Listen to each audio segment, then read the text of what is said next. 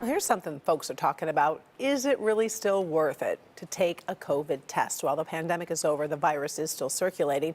Tonight, experts say there are multiple reasons you should keep some of those COVID tests on hand. If you're suffering symptoms, figuring out why can be helpful in your care. Right now, we're seeing RSV and influenzas emerging, and COVID-19 is still around. So it's important when detecting one of these viruses can impact patient care or decision making that we test for them so we can figure out which virus is causing disease. Dr. Daniel Rhodes is a microbiologist at the Cleveland Clinic.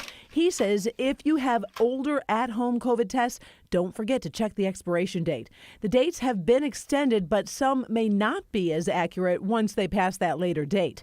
In some cases, the test could give you a false negative. Now, if an expired test yields a positive result, it's likely that it's a true positive result. There's not a lot of scientific there's not scientific reasons why an expired test would falsely yield a positive result. Getting an accurate result can help you take steps to protect others, especially those at higher risk for complications from COVID. Testing is also recommended at least 5 days after a known exposure. And some families may want to test before holiday gatherings to reduce the risk to older or high-risk relatives.